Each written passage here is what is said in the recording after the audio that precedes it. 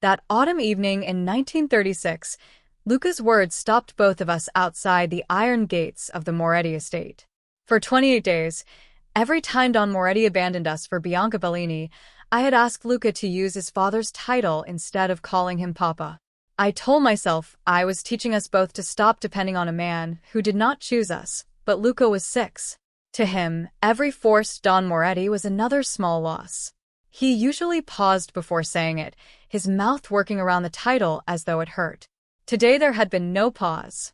He looked up at the father he had waited for again and said, "Don Moretti, you should go." Then he tugged at my hand. "Mom, let's go inside.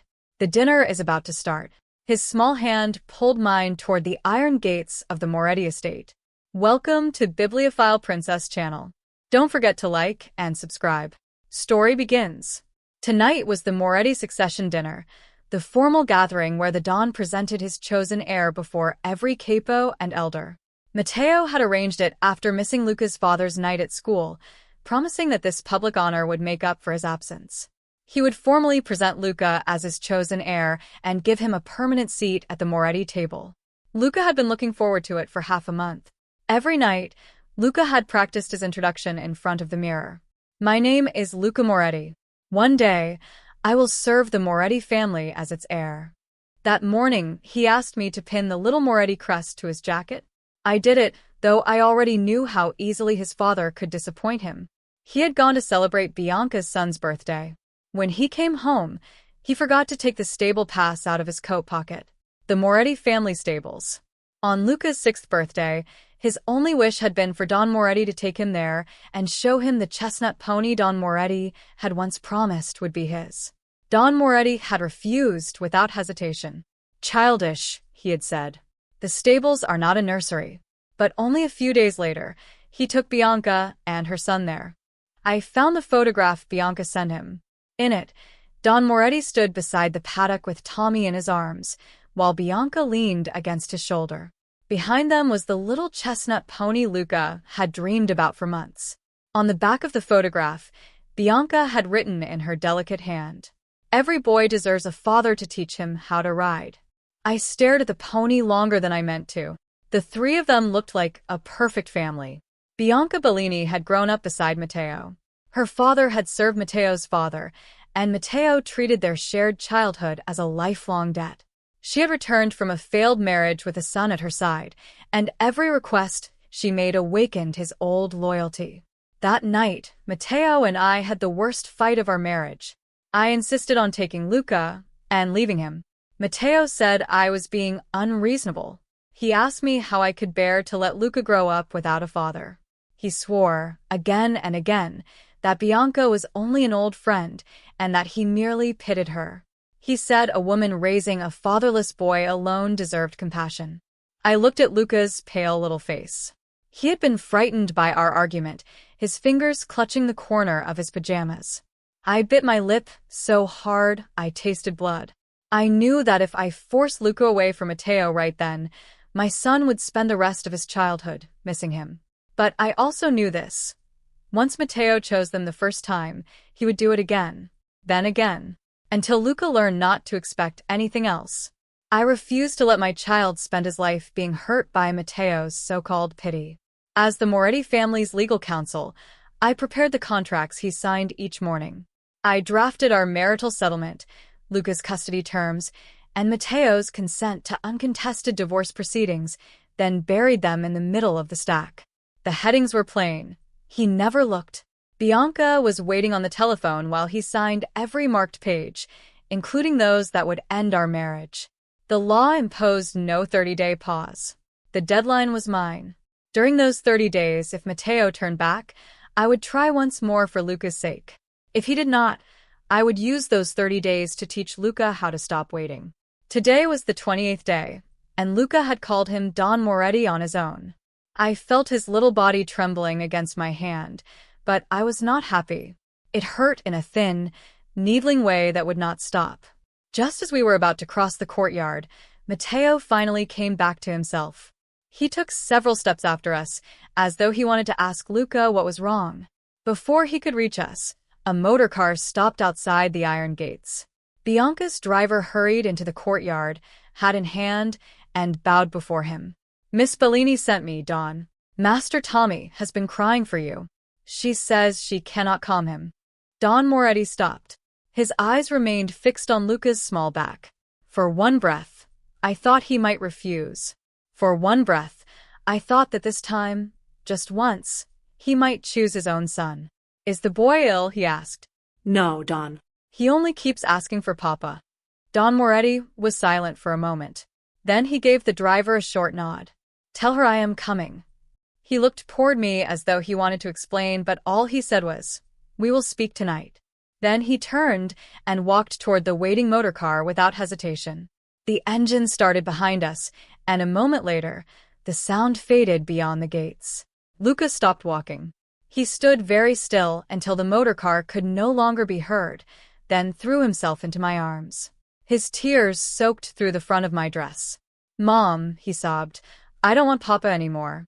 Can it just be us?" We never entered the dining hall. I took Luca home instead. Then I began to pack. By dusk, I had telephoned the railway office myself and reserved 2 tickets for Boston the day after tomorrow. While I was folding Luca's clothes into a leather trunk, a messenger from Bianca Bellini arrived. He handed me a cream-colored envelope sealed with pale pink wax. Inside lay the place card prepared for Luca at the main table. Luca's name had been crossed out, and above it someone had written Tommy Bellini. It was the same place Luca had practiced for beside Matteo and beneath the Moretti crest. On the back, Bianca had written one line in her elegant hand. "A seat at the Moretti table is not so difficult to get after all." A few weeks earlier, I would have torn the card in half and carried it straight to Matteo's study. I would have demanded to know why Bianca and Tommy had taken Luca's place beneath the Moretti crest while his own son waited outside the gates. Now I looked across the room at my son. He sat on the carpet dividing his toy soldiers into 2 piles, one to take and one to leave. Watching him choose what remained of his childhood drained the anger out of me. Matteo had already given us his answer. I put the place card back into the envelope and set it aside. The railway clerk had reserved our seats under my name. 2 days. In 2 days, Luca and I would be gone. Not long after, the front door opened. Matteo came home carrying a white bakery box tied with string. The scent of strawberries drifted through the room the moment he stepped inside. Luca and I both froze for a second. Matteo hated strawberries. Because of that, even though Luca had inherited my ridiculous love for them, he almost never chose strawberry cake on his birthday. He would point to Don Moretti's favorite almond tort instead and pretend that was what he wanted. But tonight, Don Moretti had brought home a strawberry tart. He walked in slowly. When he saw the trunks open on the floor, his expression changed. "Why are you packing?" His eyes moved from one trunk to the next. "Are you going somewhere?" I shook my head. Then I nodded. "In a way." In 2 days, I would add my signature to the settlement and begin the divorce proceedings myself. I did not want anything to go wrong before then. My calm seemed to reassure him. He placed the bakery box on the table. Tommy was crying badly. I stayed a little longer than I planned. His tone was gentle, almost careful. "On the way back, I remembered you and Luca like strawberries, so I bought this." Neither Luca nor I spoke. Don Moretti looked toward the hall, then back at me. "I know you never came inside," he said. I lowered my eyes. He continued, "I should have come after you. Tomorrow night, I will arrange the dinner again." He turned to Luca and crouched down in front of him. "This time, I won't break my promise." Luca's hands stopped moving. One toy soldier fell from his fingers onto the carpet. He looked at Don Moretti. Then he looked at me. He wanted to believe him. He was terrified of what it would cost. My heart softened. One last time, I told myself. Only this once. "All right," I said. Luca's eyes lit up at once. He gathered his toy soldiers into his arms and ran back to his room, his shoes tapping fast across the floor. After he left, I continued folding clothes into the trunk.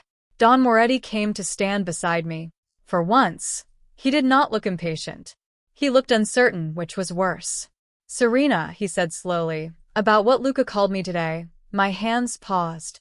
Don Moretti lowered himself beside me and placed the strawberry tart within my reach. His voice softened into the old husbandly tone, the one he used when he still thought he knew how to soothe me. "Serena, I know what you are thinking," he sighed. "You think I have been too kind to Bianca. You think I have neglected you and Luca because of her." I said nothing. Matteo took my hand and pressed it against his chest, right over his heart. "But I swear to you, there has never been anything between Bianca and me." He looked sincere. Or maybe I had spent too many years wanting him to be. "Bianca grew up under this family's protection," he continued. "Her father died serving mine. She is alone with a child, surrounded by men who would gladly tear her apart if they saw weakness. I only pity her. That is all." His thumb brushed over my knuckles. "Give me a little more time. I will settle Bianca and Tommy properly. I will make sure you and Luca are never wronged again." I stared at him in silence. I could barely remember the last time he had looked at me this seriously. Maybe it had been on our wedding day. His promises brought back the white church where he had sworn that no harm would reach me, and the day Luca was born, when the feared Don of New York trembled with his infant son in his arms. I had believed him both times. I drew a breath to tell him that I intended to leave. "Matteo, there is something you should know." He released my hand before I could continue. "That brass construction set I bought Luca last year, where did you put it?" I froze. Don Moretti had already risen to his feet. "Bianca said Tommy has recently taken an interest in engines. I'll bring it over for him to play with for a few days." With that, he walked into the study. A few minutes later, he came out carrying the polished wooden box. Luca's favorite birthday gift. The one Don Moretti had bought, and then never found the time to build with him. Luca had waited for months. Every Sunday morning, he would open the lid, touch the little brass wheels, and ask me softly, "Do you think Don Moretti will have time today?" And every Sunday, Don Moretti had somewhere else to be. Now, he carried the box as if it were any idle toy from a cabinet. He took his coat and left with Luca's construction set under his arm. I remained beside the open trunk and finished the sentence he had interrupted. "Luca and I have stopped waiting for you. In 2 days, we would be gone." It was nearly midnight by the time I finished packing. My shoulders ached, and my fingers were stiff from folding clothes and locking trunks. I had just sat on the edge of the bed when the telephone rang downstairs. I went down and answered it myself. Matteo's voice came through the receiver. "Serena, Tommy likes the engine very much. I spent the whole evening helping him build the railway bridge. Bianca asked me to thank you." Midnight. My husband was still in Bianca's house, building the birthday gift he had never found time to build with his own son. Worse, he was passing along her thanks as though the gift had been mine to offer. I nearly laughed, not because anything was funny, but because he remained completely unaware of the hurt he caused. "There is no need to thank me," I said. "That construction set was never mine to give. It was Luca's favorite birthday present. He has been waiting for his father to build it with him for months." Matteo went silent. I did not wait for his reply. I put down the receiver and returned upstairs. I was tired. The ending had already been decided. The next morning, Matteo returned unusually early. It was barely 8 when the front door opened. He came in wearing the same suit from the night before, his coat draped over one arm. The moment he stepped into the parlor and saw the neatly arranged trunks by the wall, he stopped. "Are all of these for a short trip?" Panic sharpened his voice, but it eased when Luca obediently confirmed that we were going somewhere. Matteo told us he had ordered the family stables closed to outsiders that afternoon. The chestnut pony would be saddled, and the riding master would wait for the 3 of us. "Just the 3 of us," he said, looking at Luca. Nearly a month had passed since Luca's birthday, when Don Moretti had dismissed the same wish as childish.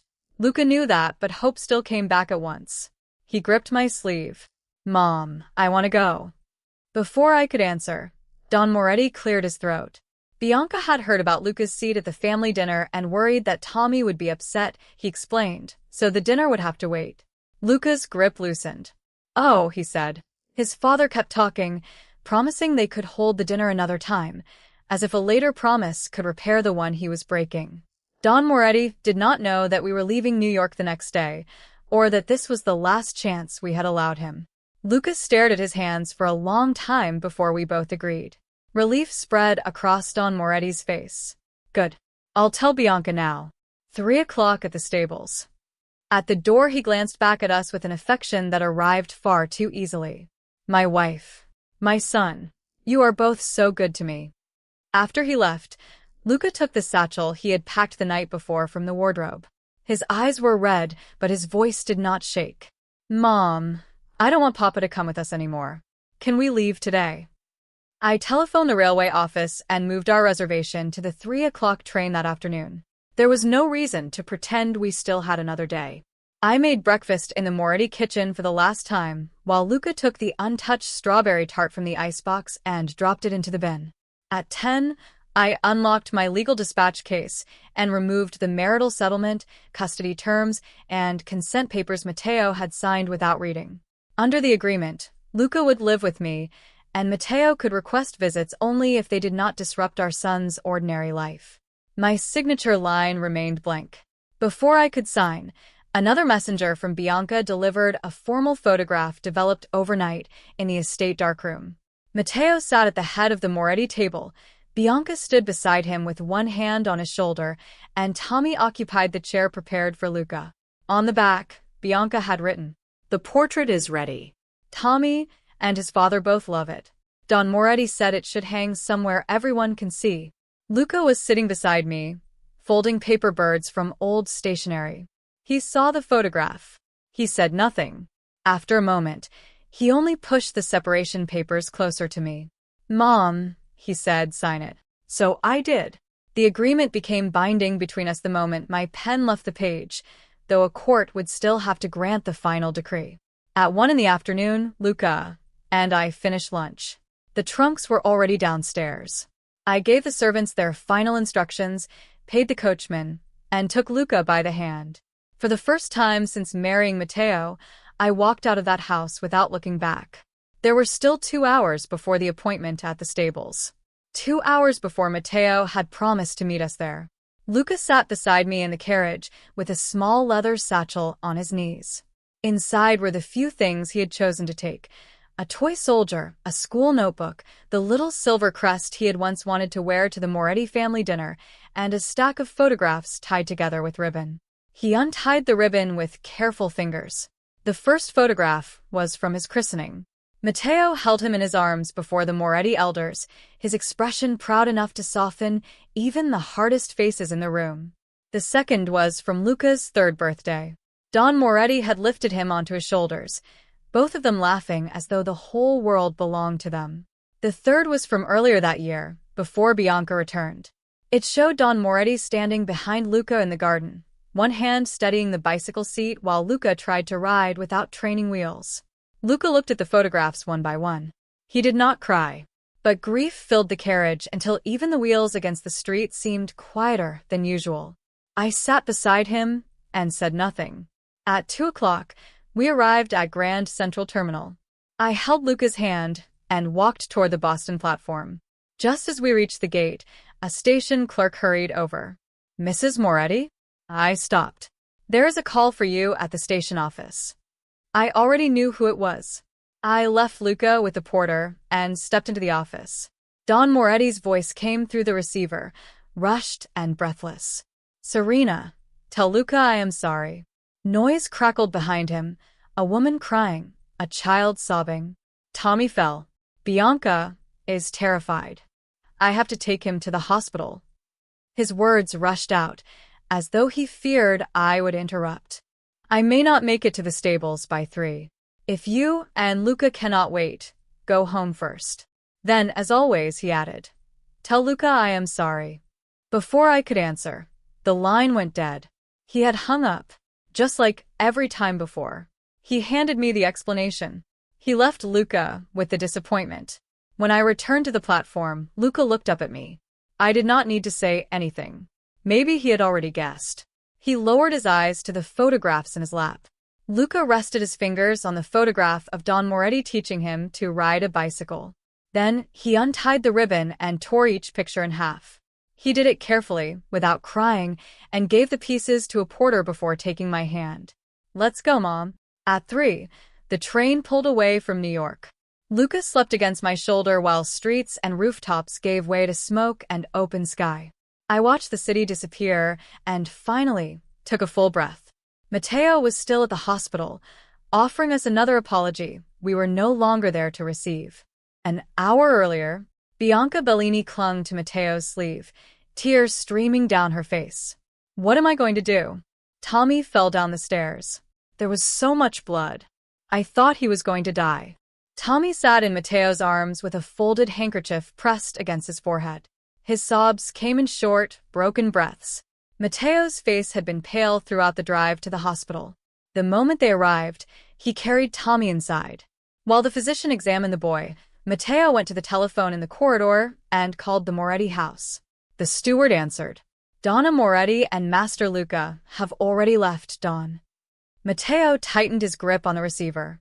Left for where? Grand Central Terminal. For a moment he said nothing.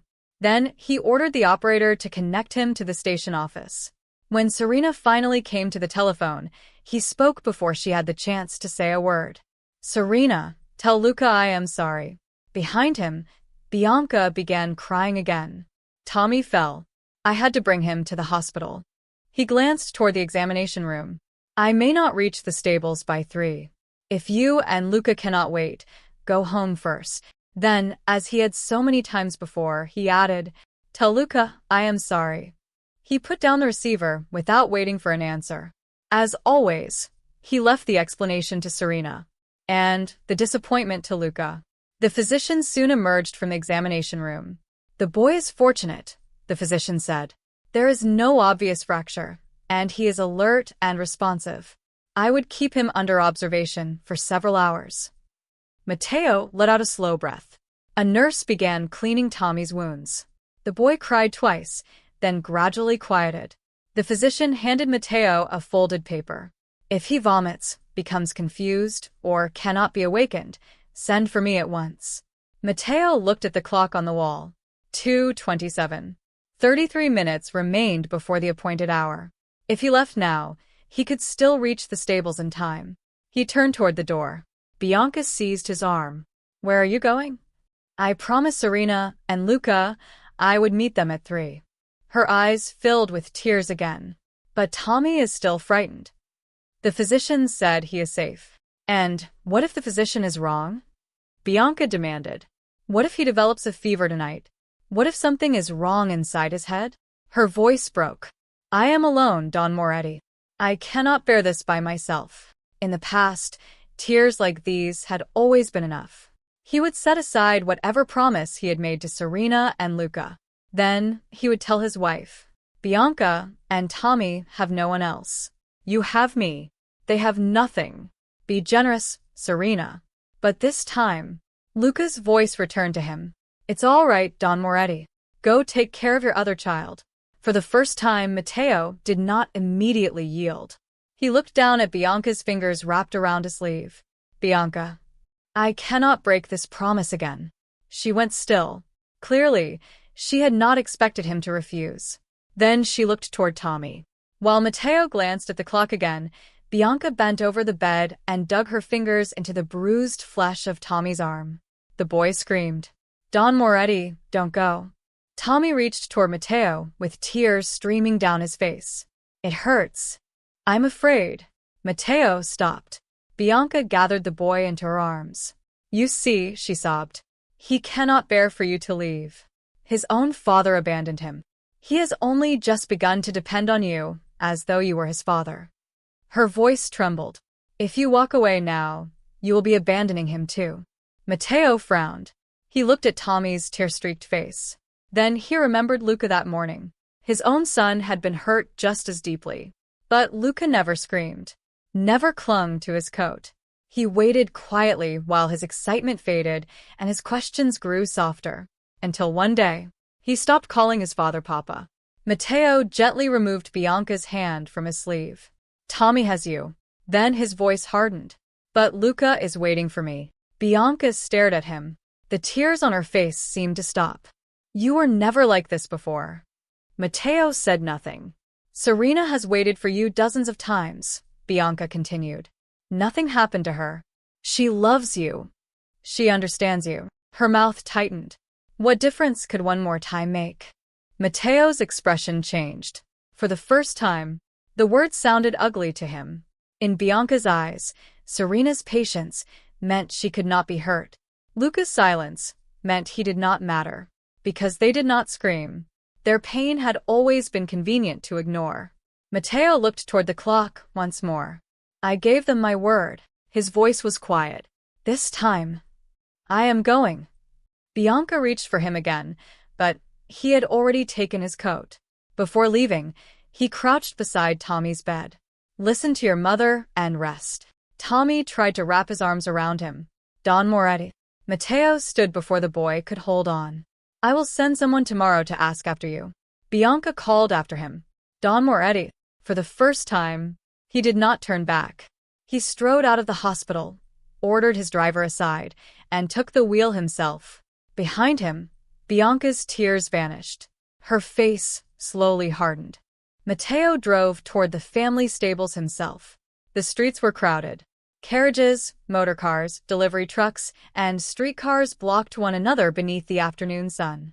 Traffic moved like a river of iron that had forgotten where it was going. He kept one hand tight around the wheel. The other rested beside the horn. At the first telephone booth he passed, he stopped the car so sharply that the vehicle behind him nearly struck his bumper. He called the station office.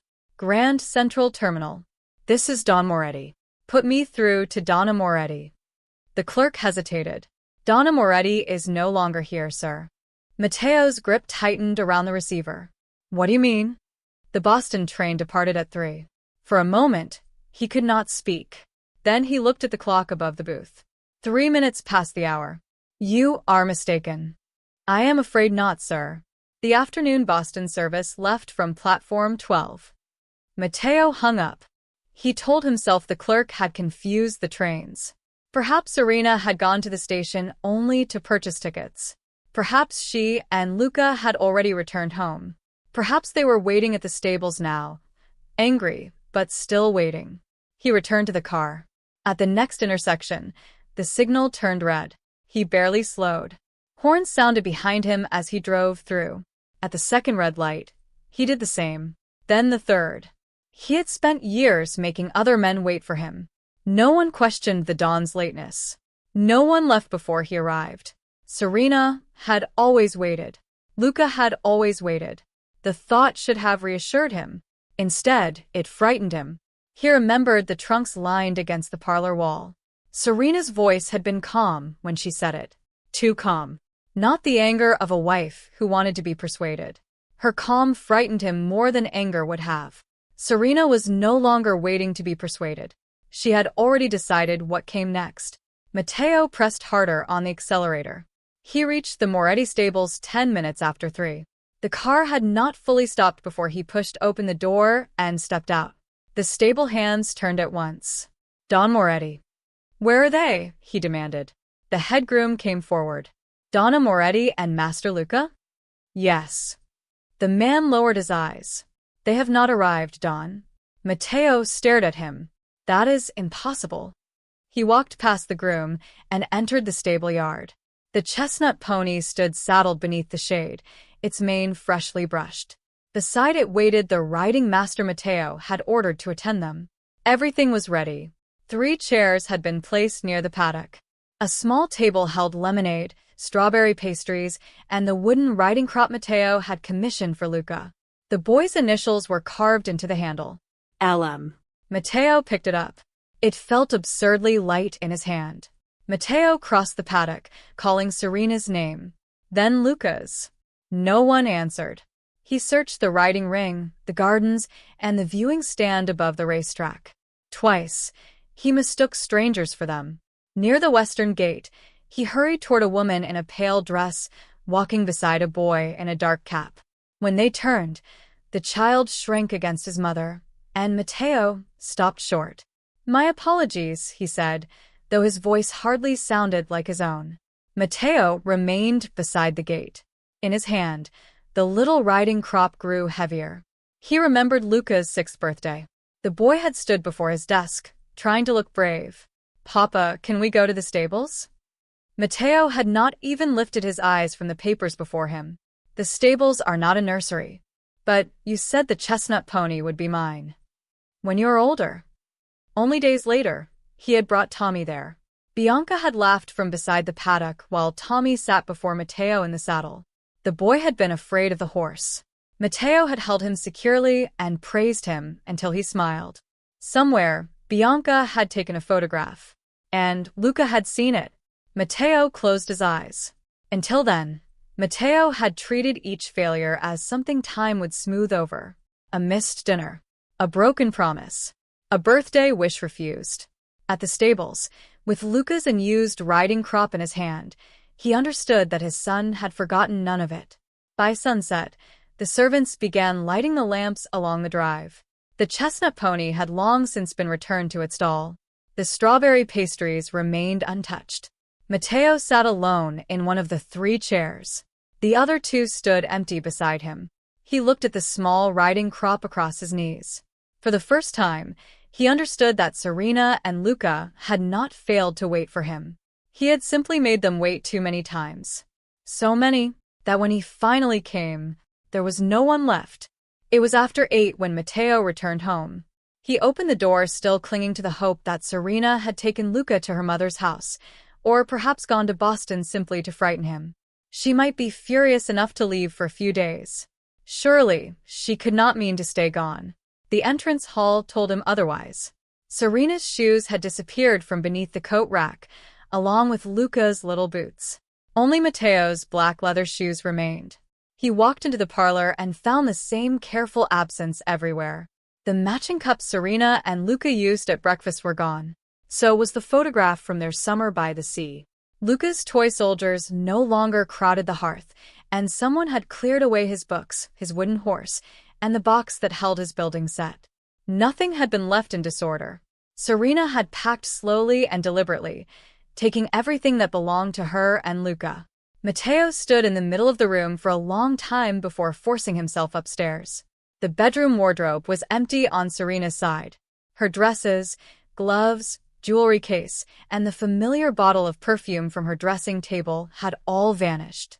Luca's room was just as bare. The bed had been made, but the shelves were empty, and the school satchel was gone. Someone had even removed Luca's drawing of the 3 of them on horseback, for pale pinpricks remained on the wall. A stack of papers lay on the desk beneath them. Matteo picked up the first page and read the heading: Marital Settlement and Consent to Divorce Proceedings.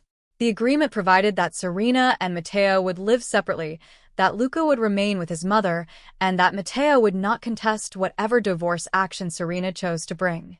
He could request reasonable visits, provided they did not disrupt the child's established routine. His signature appeared beneath every clause. 2 weeks earlier, Serena had placed the papers halfway through his morning stack of shipping contracts, property transfers, union agreements, and protection arrangements. The headings had been plain, but Bianca was waiting on the telephone, and Tommy was crying loudly enough for him to hear through the receiver.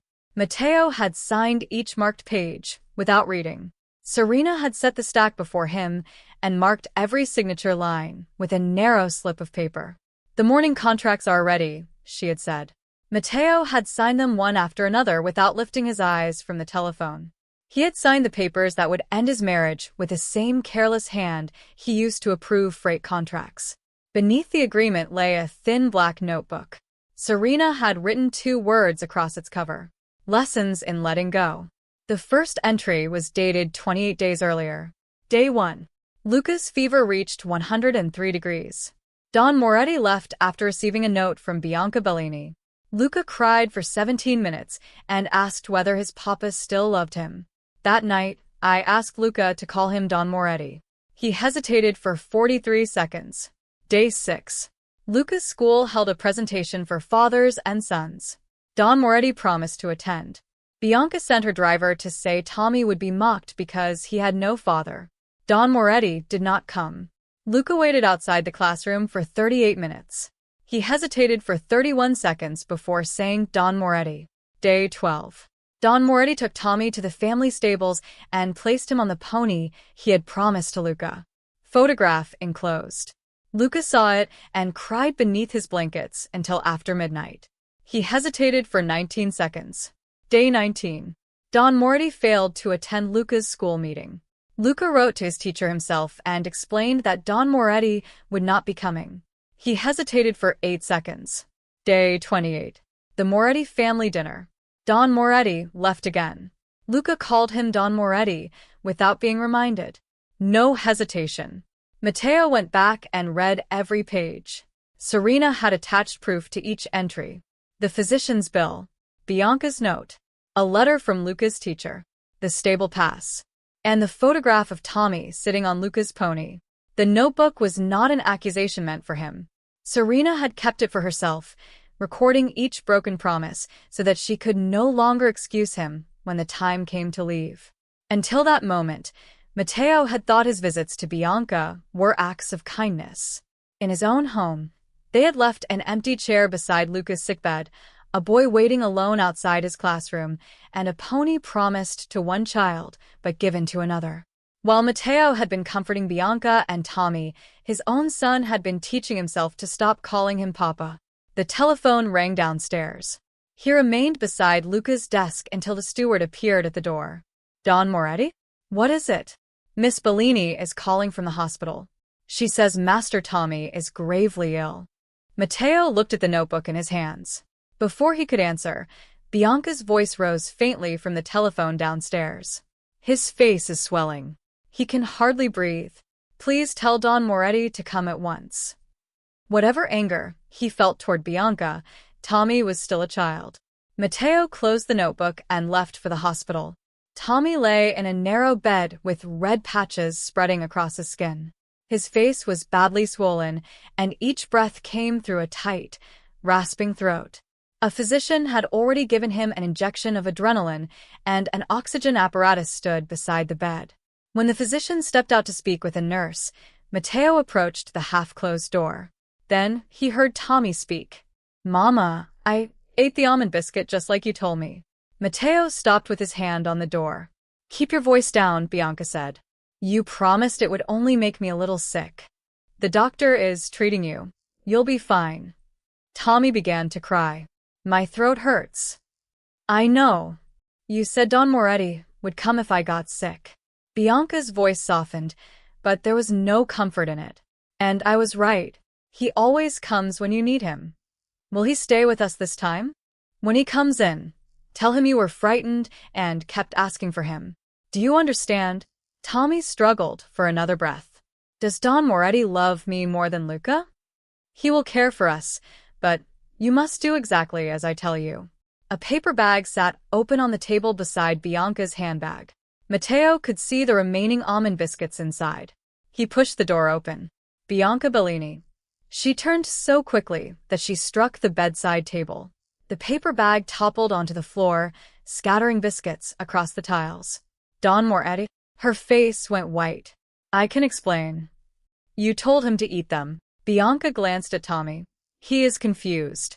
He cannot breathe properly and does not know what he is saying." "I heard every word." She took a step toward him, tears already gathering in her eyes. "I only wanted you to come. I never thought one bite would make him this ill. You knew he was allergic. I knew he would have a reaction. I did not know it would be so severe." Tommy whimpered. Matteo looked from his swollen face to the biscuits at Bianca's feet. "You risked your son's life to summon another woman's husband." The nurse ordered them away. Bianca tried to follow, but Matteo's look stopped her. Her tears no longer inspired pity. They revealed how she had used them against Serena, Luca, and even her own son. He felt only disgust. The nurse sent both adults into the corridor while the physician worked on Tommy. Once the door closed, Bianca wiped her face and looked at Matteo without the helpless expression she had worn for years. "Yes," she said. "I did it deliberately. I needed you to come.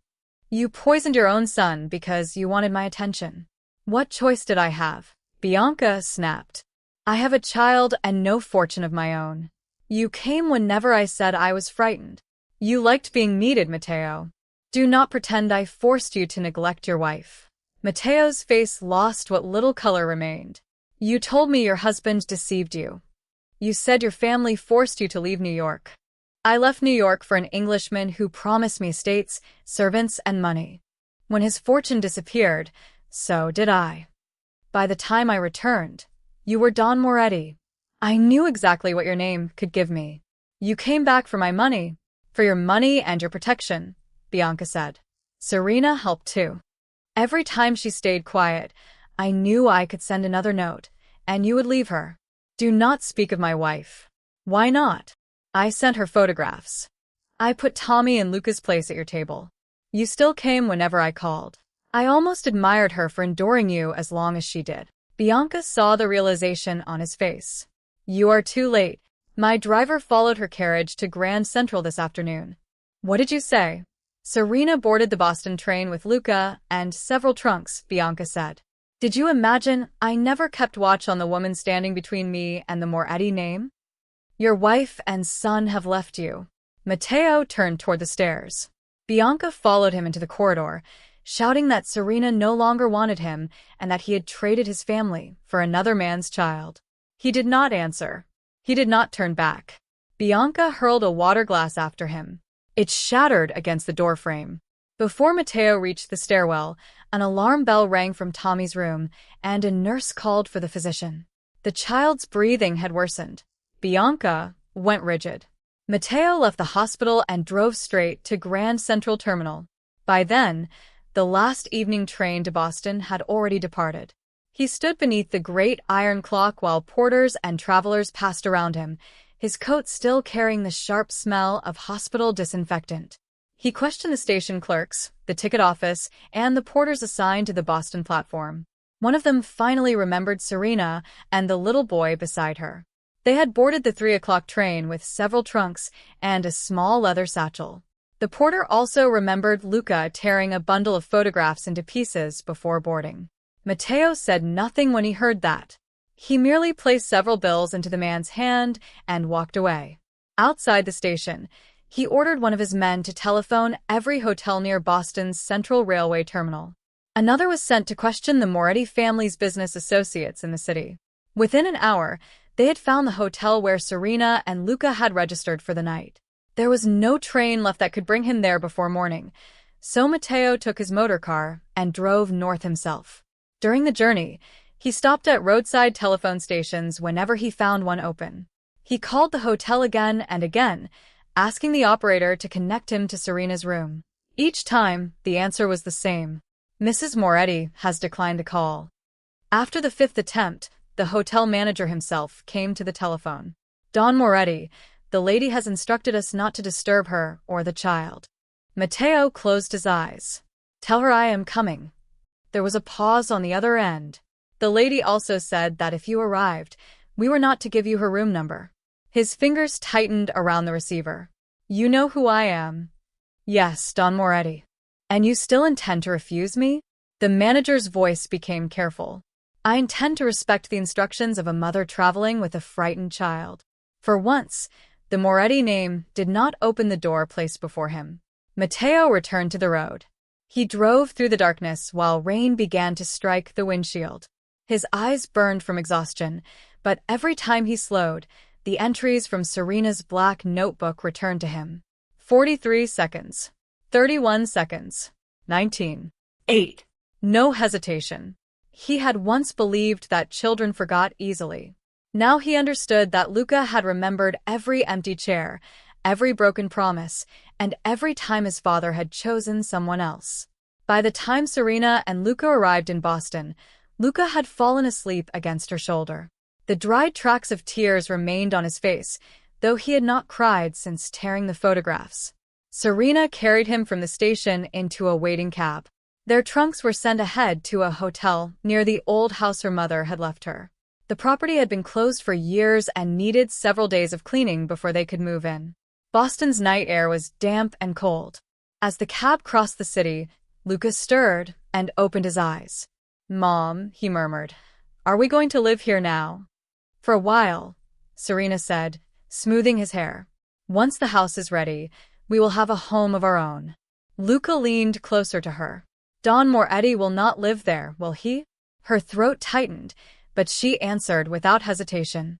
No. It will belong to us. Luca nodded and closed his eyes again. Good. At the hotel, Serena helped him bathe and change into his nightclothes. When he climbed into bed, he watched her place the room key on the table beside the lamp. Did Don Moretti try to find us? He asked. Serena did not lie. Yes. Luca picked at the edge of the blanket. Are you going back? She sat beside him and took his hands. No. He studied her face, searching for uncertainty. I promise, she said. We are not going back. Only then did his shoulders loosen. He lay down and moved close enough that his forehead rested against her arm. That night, Luca slept badly. He woke twice and reached for Serena's hand before opening his eyes. Each time, when he felt her fingers close around his, he relaxed and fell asleep again. When Matteo reached the hotel shortly after 2 a.m, the manager refused him a second time.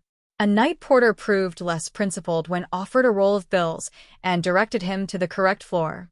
Matteo checked the doors until he heard Luca stir behind one of them. Then he began pounding. Serena, open the door. His voice in the corridor was hoarse with exhaustion. Luca woke at once and clutched his mother's arm. Serena put on her robe, fastened the security chain, and opened the door only a few inches. Matteo stood in the corridor with disheveled hair, a wrinkled shirt, and rain darkening the shoulders of his coat. His eyes were red, as though he had not slept or blinked since leaving New York. What are you doing here? The moment Matteo saw her, something in his expression broke. Serena, I was wrong. His voice shook. I know what Bianca did. I know she lied to me. I found the notebook and I read everything. Serena looked at him, without speaking. I did not know Luca had suffered so much, he continued. I did not understand what I was doing to either of you. You did not want to understand. The words stopped him. Matteo lowered his head. Perhaps I did not. He placed one hand against the doorframe. I will never see Bianca again. I will remove her from every property under Moretti protection. She will never come near you or Luca. Serena's expression did not change. The court has not granted a decree, he said. We are still married, only until I file. You already signed the settlement and consented not to contest the action. I begin the proceedings tomorrow. His face turned white. Then do not do it. Come home with me. I will make everything right. Serena shook her head. I drafted those papers, Matteo. I will finish this. For several seconds, he stared at her. Then he sank to his knees in the hotel corridor. Serena, please. She had never seen him kneel to anyone. Men had begged for mercy at Matteo's feet, and he had watched them without emotion. Now he knelt before a half-open hotel door, rainwater still dripping from his coat. Give me one more chance, he said. For Luca's sake. At the sound of his name, Luca stepped out from behind the bed, clutching his wooden horse to his chest. Matteo reached through the narrow opening. Luca, I came for you. The boy moved closer to Serena. Luca's face tightened. Matteo seemed not to notice. He looked at him as though the child were the last piece of wreckage within reach. Tell your mother we should go home. Tell her you want your family back. For years, Luca had run to him whenever he entered a room. He had wrapped both arms around his leg and begged to be lifted. Even after every disappointment, he had waited for the sound of his father's motor car outside the house. Now he stayed behind Serena. Don Moretti, Luca said, go back to your other child. Matteo's hand stopped in the air. I am still your father. Luca looked at him with red eyes. You acted like Tommy was your son. I was mistaken. You chose him. I never stopped loving you. Luca shook his head. You did. Matteo tried to answer, but Luca kept going. He reminded him of the pony, the night of the fever, and the school presentation where every other father had come. The words did not sound rehearsed now. They came unevenly, interrupted by breaths Luca was trying not to let turn into sobs. I waited outside because I thought you were late, Luca said. Mom waited too. Then I had to write to my teacher and say you were not coming. And I practiced my name for the family dinner. I wore the crest, but you went to Tommy. Then you promised the stables, and I believed you again. Matteo bowed his head. Tears had gathered in his eyes. Tommy was hurt, he said. So was I. Neither of them spoke for several seconds. Luca wiped his face with the back of his hand. Mom and I waited long enough. We do not want you in our home anymore. Matteo promised that he would stay, attend every school event, and take Luca riding whenever he asked. Luca listened, then shook his head. I do not want those things from you now. Please, Luca. Give them to Tommy. You always gave him what was mine. Luca put one hand against the door. Good night, Don Moretti. As the opening narrowed, Matteo remained on his knees in the corridor. Luca, I am your father. The boy looked at him one last time. A father comes when he promises. Then he closed the door. Serena locked it and turned around. Luca stood motionless for several seconds before his small body began to shake. He ran to her and buried his face against her. Mom, hold me. Serena lifted him into her arms.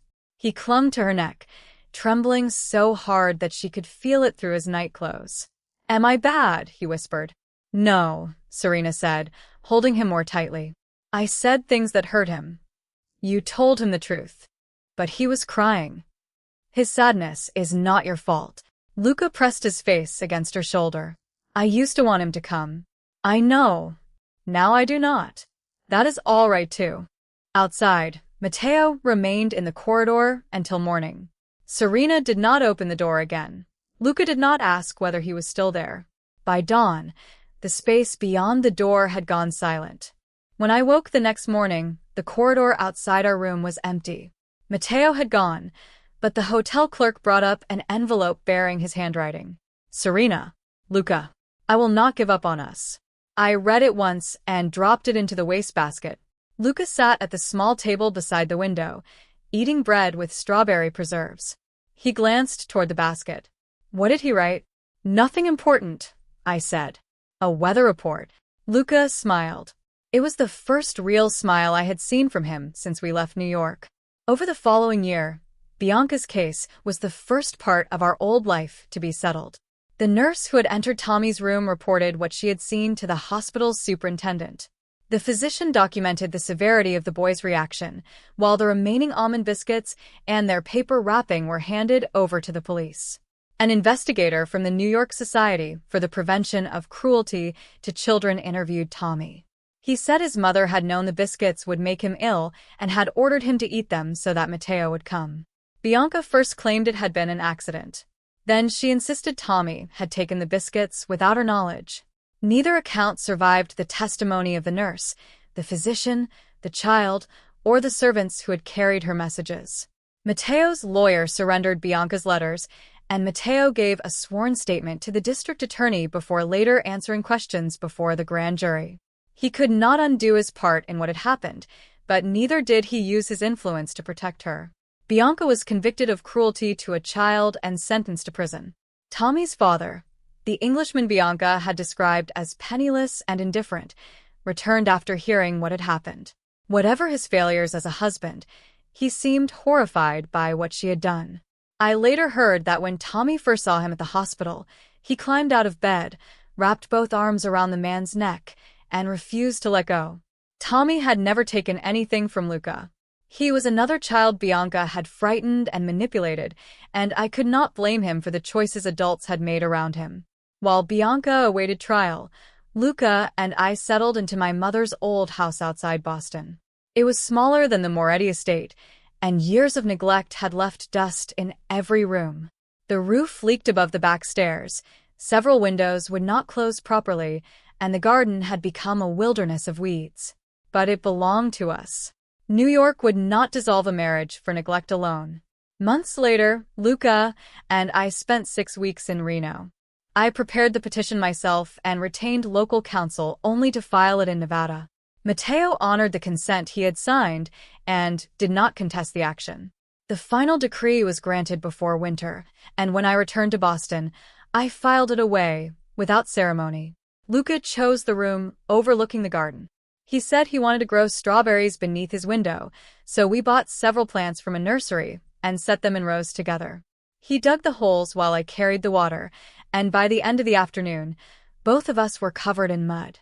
The following spring, the The first strawberry ripened. Luca carried it into the kitchen with both hands, as though it were a ruby. "You eat it, Mom." I bit it in half and gave him the rest. "We share." He smiled so widely that his eyes nearly disappeared. Standing in that little kitchen, I realized the worst days were finally beginning to feel distant. They had not vanished, but they no longer occupied every room inside me. I also returned to the law. Before marrying Matteo, I had earned my degree and joined the New York bar. During our marriage, I became the Moretti family's legal counsel, drafting the contracts and settlements that kept their legitimate businesses moving while men at the table pretended I was merely the Don's wife. In Boston, an older attorney who had known my mother offered me a desk in his small maritime practice near State Street while I petitioned for admission to the Massachusetts bar. At first, the work was exhausting. I spent my days reviewing shipping claims, bills of lading, warehouse disputes, and insurance contracts, then spent my evenings helping Luca with his lessons. After he fell asleep, I returned to the dining table and continued working beneath the lamp. Some nights, I wondered whether leaving had merely exchanged one kind of exhaustion for another. Then I would open Luca's door and find him sleeping peacefully, no longer reaching through the darkness to make certain I was still there. That made every hour worthwhile. Several months after I joined the firm, I discovered that one of our largest clients had been charged twice for the same damaged cargo. The shipping company expected a woman lawyer in a small Boston office to accept its explanation. I spent 3 weeks tracing bills of lading, warehouse receipts, insurance declarations, and correspondence until I proved the fraud. The client recovered his money and brought us the business of 3 other companies. After I was admitted to the Massachusetts bar, my employer made me a partner before the end of the year. When the papers were signed, I telephoned Luca's school. "Your mother has become a partner." There was silence on the line, followed by a shout so loud I had to hold the receiver away from my ear. "I knew you would." I stood in the office with tears in my eyes and laughed. For years, I had believed all my strength was needed simply to keep Matteo's attention fixed on our family. Once I stopped waiting for him to turn around, I discovered how much of myself I had left unused. As for Matteo, he kept the promise in his letter. He did not give up. At first, packages arrived almost every day. He sent Luca books, toy trains, a new bicycle, a child-sized riding coat, and the polished construction set he had once taken to Tommy. He also paid Luca's school expenses and placed money in trust for him. I wanted to send everything back. Luca studied the first stack of packages and said, "They are not presents, Mom. Taking care of me is his duty." I looked at my 7-year-old son and wondered when he had learned to speak with such calm certainty. In the end, we kept what was useful. Money could pay for Luca's schooling. Books could be read. A bicycle did not become less enjoyable because it had been purchased by a guilty man. But Luca never called him Papa again. During visits, he remained polite. "Good afternoon, Don Moretti." "Thank you, Don Moretti." Each time, the title struck its mark. Matteo's face would tighten, but he never corrected Luca. He seemed to understand that the right to be called Papa could not be purchased with toys. Once, Luca opened the return construction set and found that the railway bridge had already been assembled and several brass pieces were scratched by someone else's hands. He closed the lid. "May I have another set?" I bought one the following morning. We built it together over 3 Sundays and donated the old one to an orphanage. Before, Luca and I had measured our lives by Matteo's absences. We wondered whether he would return for supper, attend a school event, or remember a promise. Now Matteo measured his life by hours. At Christmas, I took Luca north to Vermont, where he saw snow deep enough to reach his knees. Matteo appeared at the railway station but remained at the far end of the platform. In spring, when we spent several days on Cape Cod, I saw one of his men outside the hotel and had him sent away. Epilogue. During the summer, Luca and I crossed the Atlantic aboard an ocean liner. We visited France and Italy, where Luca saw churches older than the Moretti name and decided that New York families were not nearly as important as they believed. Matteo learned our itinerary through a travel agent. He arrived in Naples 2 days after us. He did not approach at first. He sat several tables away at breakfast and followed at a distance when we walked through the city. When Luca stumbled on a stone stair, Matteo moved forward instinctively. But Luca had already caught the railing. "I am all right," he said. "You do not need to help me, Don Moretti." Matteo's hand remained outstretched for a moment before he lowered it. "All right," he said quietly. "You did well." He had finally learned not to force himself into every space we occupied. He had also learned to swallow whatever pain that restraint caused him. Neither lesson persuaded me to return. 7 months after the final decree, I began accepting dinner invitations. The first man I dined with was an attorney whose firm handled several of our maritime cases. He was patient, intelligent, and capable of listening without searching the room for someone more important. Matteo entered the French restaurant while the attorney was helping me remove my gloves. The change in his expression silenced half the room. He crossed directly to our table. "Serena, who is this man?" I laid my gloves beside my plate. "What concern is that of yours?" His eyes shifted to my companion. "You have found another man already?" I almost laughed. "Don Moretti, our marriage is over. You no longer have the right to question whom I dine with." His jaw tightened. "He does not know you. You knew me for years, and still chose not to see me." He had no answer. I asked the waiter to summon the manager. Matteo left before he could be publicly escorted out, but the look he gave the attorney promised an unpleasant future. The next morning, I sent Matteo a formal notice on my own letterhead. I warned him that if any harm came to a man merely for dining with me, I would petition the court to restrict his visits with Luca and provide the newspapers with an account of his behavior. He never threatened another suitor again. Eventually, I began seeing a young architect named Daniel Hale. He was 3 years younger than I was, cheerful without being foolish, and entirely unimpressed by the Moretti name. More importantly, Luca liked him. Daniel never tried to replace anyone. He simply treated Luca as a child whose company he genuinely enjoyed.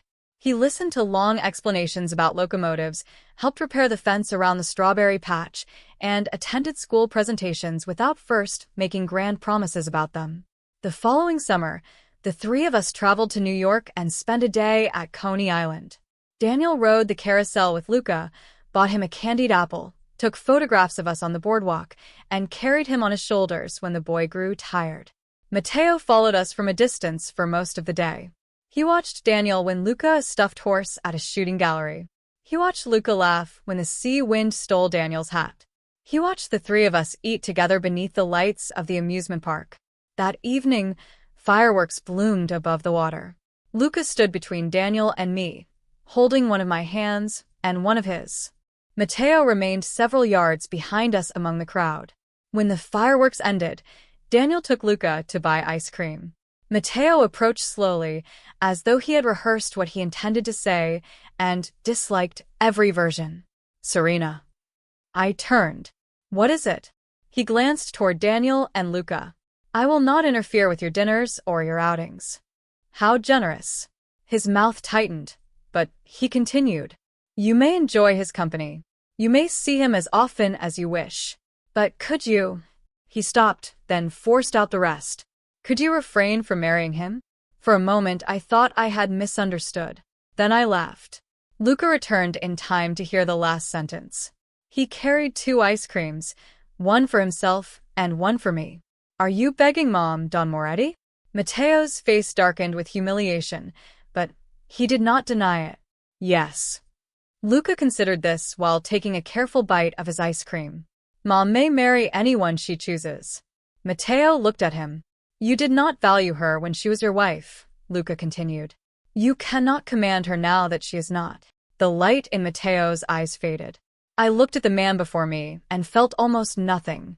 Once, I had loved him so desperately that a single glance from him could decide whether an entire day felt warm or cold. Now he stood before me, powerful, wealthy, ashamed, and helpless, and even his suffering seemed to belong to a life I no longer inhabited. "Do you know what I wanted more than anything?" I asked. He looked at me without speaking. "I wanted you to turn around and see Luca and me." I waited so long that I began to believe waiting was the same as loving. His eyes reddened. I know I was wrong. Yes, you were. Then give me one chance to do better. I shook my head. I spent years waiting for you to notice us. I will not spend more years waiting for your regret to become something I can live with. Serena, please. I believe that you are sorry. I also believe you came to that sorrow too late. I do not want what you are offering now. Lucas slipped his hand into mine. Mom, let's go home. Daniel returned and took the bag I was carrying without making a performance of it. As we walked away, Luca began telling me that the strawberries in our garden would probably be ripe by the time we returned to Boston. I looked back once. Matteo remained beneath the fading lights of the boardwalk.